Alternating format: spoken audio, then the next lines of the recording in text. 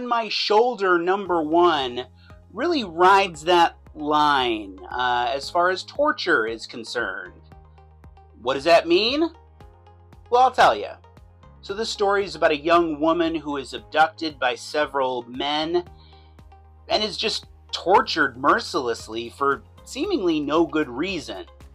Yeah, it's kind of the worst nightmare of every vulnerable young woman that's ever walked somewhere alone at night, I feel like. But this is about to become a revenge story as T, that's her name, escapes and plots revenge on all of her captors. When you do torture in a book, I feel like there's a line you walk sometimes as far as giving the reader too much information and like reveling in it almost, sort of like a Saw movie would. The torture we see in this book is horrible, obviously, but they don't embellish it too much. It's almost matter-of-factly presented. They don't twist the knife in your gut too much. So you feel for T, you feel for this woman like you're supposed to, but at the same time, the book is not an unpleasant read. Like, it's not uncomfortable to consume. That's an interesting and, I would imagine, often difficult thing to do with a comic book, so I take my hat off to the creators here. There's a spiritual and religious element to this story that I'm very curious to see how much they explore further. In fact, out of everything that this book presents to us, that's probably the one element that draws me back the most. One of the most sorely needed DC Comics Year 1 storylines of all time continues in JSA number 15. We're in 1940 here, obviously, and the various superheroes that will soon make up the Justice Society of America are investigating Nazis in the United States of America. They don't all know about each other, and they're not all working together yet, but it's a team book, so they will be. I really dig this cover by Dave Johnson. The bullet effect with the Jay Garrick Flash harkens back to his first appearance. That kind of thing is always neat. Jay Garrick has a pretty strong issue in general here. On our opening page, he's got a one-liner about punching somebody's lights out that's hokey, but in like a retro, coolish kind of way. Gavin Guidry's art is really pitch perfect for a retro 1940s era story like this. There's a female character that appears in this issue for the first time that he draws really nicely. The only thing that kind of worries me about this story is that I'm wondering if there are too many characters too quickly. Like, I wonder if we're doing too much too soon.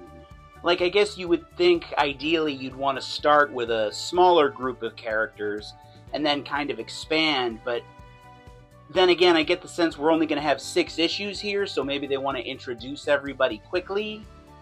And I mean, I guess the original JSA from the 40s was kind of a big group. There's 8 characters in this image, as you can see. But we're really covering a lot of ground here, including a plot thread with Hawkman and Hawkgirl. Incidentally, Hawkman's helmet/mask looks really hokey here, and not in the retro coolish sort of way. I assume this is a throwback to like one of his original costumes, but maybe leave some things in the past. You know what I'm saying? In Batman number 4, we meet Gotham City's newest crime boss, the Minotaur. Yeah, the Minotaur. What did you expect? I mean, he's got to compete with these guys. It's not like he can just be some guy named Larry. But yeah, in this issue, we meet the Minotaur and kind of find out what he's all about. And pretty soon, Batman is going to figure out what he's all about.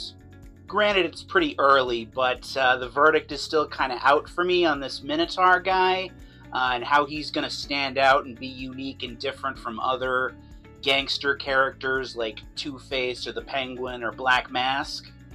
But I will say that, as he's being written by Matt Fraction, he stands a pretty good chance. The coolest moment in this issue by far is when the character Anarchy jumps out a window to avoid the Minotaur's forces, and Batman just reaches out and catches him. That's awesome. There's also a pretty cool and pretty colorful Jim Lee variant cover for this issue. Always great to see Jim Lee draw Batman stuff, even if Hush 2 kind of sucks from a writing standpoint. Rook Exodus number 9 continues the, in my opinion, career-defining run that artist Jason Fabok and colorist Brad Anderson have been on with this book. But it also continues to provoke questions within me that aren't necessarily important and are even kind of silly in the grand scheme of things.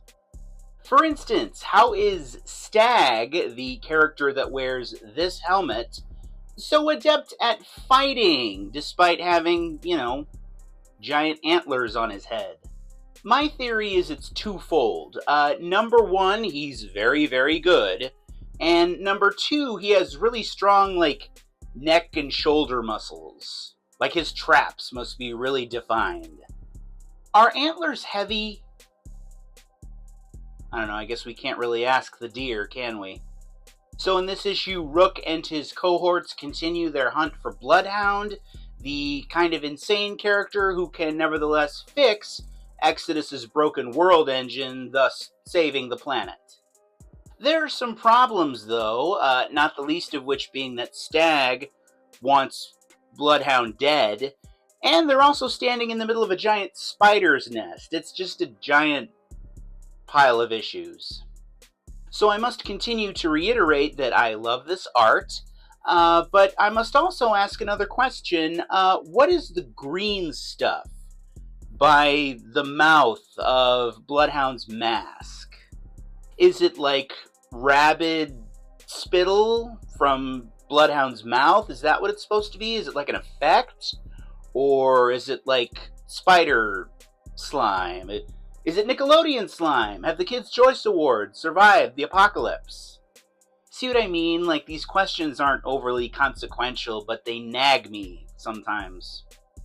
We might get an answer, though, as it's established in this issue that they have to get Bloodhound's helmet off to basically see what they've got here, like how insane he is, can he help, etc. I really like that because it creates like a Darth Vader effect, where you're wondering like, ooh, what is behind the mask? What's under there? Who's under there? I suspect it's not going to be Hayden Christensen under there, but I guess you can't really rule anything out at this point.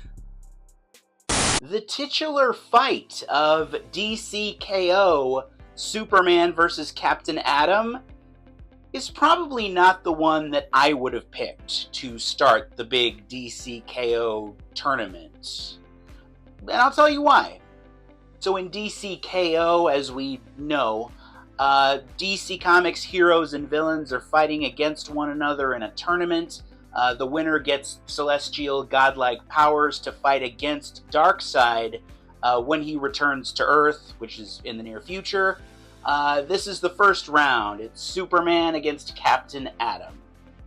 The art and colors here are fine. It didn't blow me away, but no complaints really. My complaints have more to do with how this issue makes Superman and Captain Atom look as characters. We've got Captain Atom who comes off really cold and, I've got to do what I've got to do, that kind of thing, and he's almost power hungry by the end of the issue. Now, granted, there's an explanation for that in story, but still not really a good look for Captain Atom. And then you've got Superman, who doesn't want to fight, is trying not to fight. He kind of comes off like the wuss that a lot of the mainstream audience thinks he is sometimes. I guess in essence, the problem with this issue is that Superman doesn't want to fight enough, and Captain Atom wants to fight too much. Also, it seems like they're trying really hard to make this tournament feel like a video game, at least in this issue. The characters can wear different skins from, alternate universes, Superman can be different versions of himself, they fight in different locations, that kind of thing. If people want to play Injustice, they'll play Injustice, okay? But for the moment, they're not playing Injustice, they're reading your comic book. So focus on telling them a good comic book story and not trying to evoke a video game. Please, thank you, and excuse me. But yeah, I definitely would not have made Superman and Captain Atom our kickoff match. They've set up several matches that are more interesting and would have made more interesting starter matches. You know, I'm looking at Wonder Woman and Lobo, I'm looking at Zatanna and Harley Quinn. If they want to go the Batman route, they can do Joker and Red Hood. Those would have been better than this, in my opinion. No disrespect to anybody involved on the creative team here, but hopefully things go up from a quality standpoint going forward. Otherwise, this is going to be kind of a long month.